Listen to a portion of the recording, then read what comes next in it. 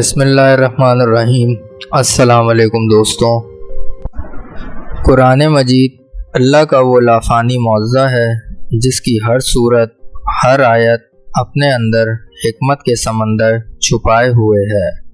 लेकिन कुरान पाक की 14वें पारे में एक ऐसी सूरत मौजूद है जिसे अगर नेमतों का इंसाइक्लोपीडिया कहा जाए तो गलत ना होगा। जी हाँ, हम बात कर रहे हैं सूरे अल-नहल की।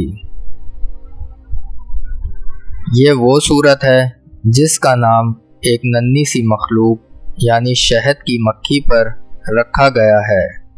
बज़ाहिर ये एक छोटा सा कीड़ा है, लेकिन इसके अंदर कायनात के इतने बड़े हक़ाइक़ और मौज़ूज़ात छुपे हैं कि जदीद साइंस भी देखकर दंग रह जाती है। आखिर इस सूरत को पढ़ने के फ़ज़ाइल क्या हैं? इसमें अल्लाह ने साइंसदानों के लिए कौन से राज छुपाए हैं और इस सूरत का हमारी रोज़मर्रा ज़िंदगी से क्या ताल्लुक़ है? आज की इस तफसीली वीडियो में हम इसी पर बात करेंगे। वीडियो को आखिर तक लाजमी देखिएगा, क्योंकि आज आपको ईमान को ताज़ा कर देने वाली मालूमात मिलने वाली हैं। सूरे अल-नहल का तारुफ और पस मंज़र। सबसे पहले बात करते हैं सूरे अल-नहल के बुनियादी तारुफ की। नज़ूल। ये एक मक्की सूरत है, यानी ये हिजरत मदीना से पहले मक्का मुकर्रमा के इंतहाई कठिन दौर में नाजिल हुई। तरतीब। कुरान मजीद की तरतीब के लिहाज से ये 16वीं सूरत है।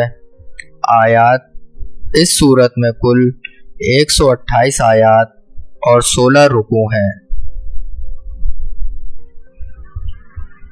इस सूरत का दूसरा नाम सूरे अल-नाम यानी नेमतों वाली सूरत भी है, क्योंकि अल्लाह ताला ने इस सूरत में इंसान पर की जाने वाली अनगिनत नेमतों का जिक्र फरमाया है। आसमान से बरसते पानी से लेकर ज़मीन से उगने वाले अनाज, मवेशियों के फ़वाइद, दिन और रात का निज़ाम और समंदरों के रास्ते, अलगर्ज़ हर उस चीज़ का जिक्र है जो इंसान की बका के लिए ज़रूरी है। सूरे अल-नहल के साइंसी मौज़ूज़ात। नाज़रीन, अब बात करते हैं इस सूरत के सबसे हैरानकुन पहलू की, यानी इसके साइंसी मौज़ूज़ात।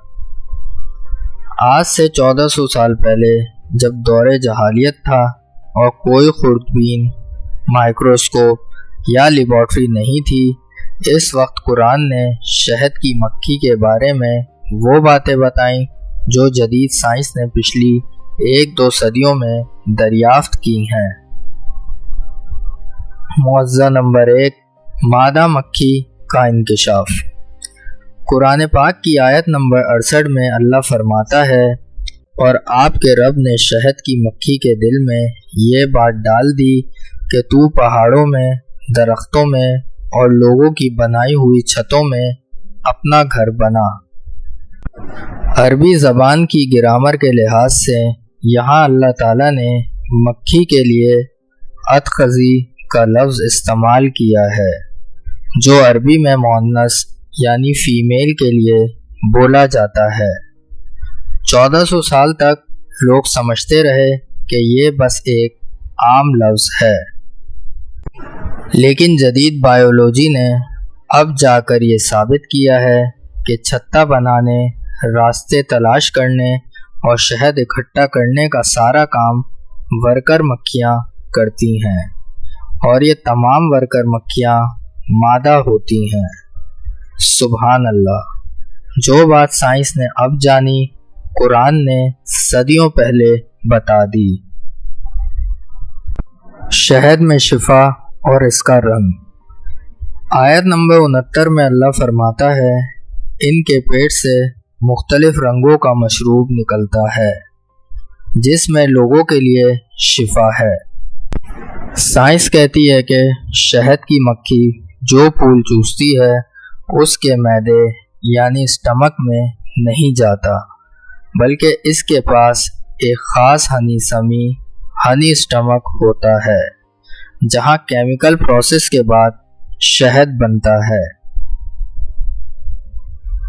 اور قرآن نے بالکل یہی لفظ استعمال کیا ہے، یخرج من بطونہا، ان کے پیٹوں سے نکلتا ہے۔ ساتھ ہی شہد کے مختلف رنگوں، لائٹ گولڈن، ڈارک براؤن کا ذکر بھی سائنس کے مطابق پھولوں کے بدلنے سے رنگ بدلنے کی تصدیق کرتا ہے۔ سورہ النحل کے فضائل اور برکات۔ جہاں یہ سورت علم و حکمت کا شکار ہے، وہیں اس کی تلاوت کے فضائل اور برکات بھی بے شمار ہیں۔ احادیث اور بزرگان دین کے اقوال کی روشنی میں اس کے چند اہم فضائل درج ذیل ہیں۔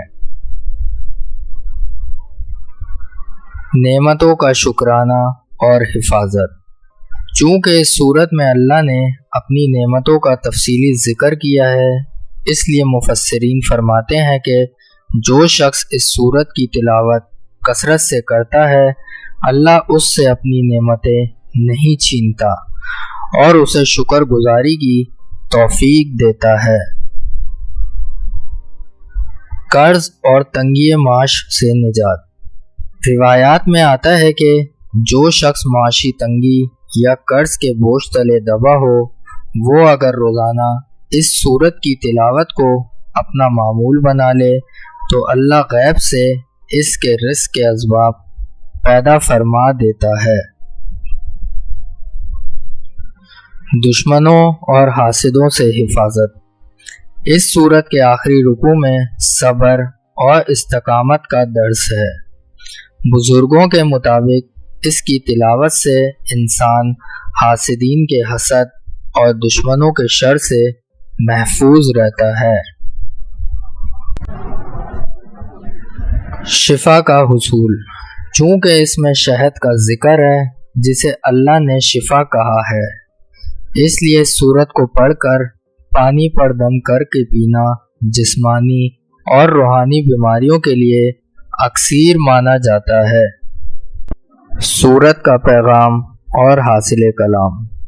پیارے بھائیوں اور بہنوں، سورہ النحل ہمیں صرف معلومات نہیں دیتی، بلکہ یہ ہمیں ایک بہت بڑا لائف لیسن دیتی ہے۔ یہ سورت ہمیں بتاتی ہے کہ اگر ایک ننھی سی مکھی اللہ کے حکم کی اتنی پابند ہو سکتی ہے کہ وہ پہاڑوں اور درختوں میں جا کر اپنے رب کے حکم سے شہد بناتی ہے، تو ہم تو اشرف المخلوقات ہیں۔ ہمیں تو اللہ نے عقل اور شعور دیا ہے۔ اس سورت کا اصل پیغام یہ ہے کہ ہم اپنے ارد گرد پھیلی اللہ کی نعمتوں کو دیکھیں، ان میں غور و فکر کریں اور اپنے رب کے شکر گزار بندے بن جائیں۔ امید ہے آج کی یہ ویڈیو آپ کے ایمان میں اضافے کا باعث بنی ہوگی۔ آپ کو سورہ النحل کا کون سا موضوع سب سے زیادہ پسند آیا؟ کمنٹ سیکشن میں ہمیں ضرور بتائیں۔ اگر ویڈیو اچھی لگی ہو تو اسے لائک کریں، اپنے دوستوں کے ساتھ شیئر کریں اور ایسی ہی مزید اسلامی اور معلوماتی ویڈیوز کے لیے ہمارے چینل کو سبسکرائب کرنا نہ بھولیں۔ اپنا اور اپنے پیاروں کا بہت خیال رکھیے گا۔ اللہ حافظ۔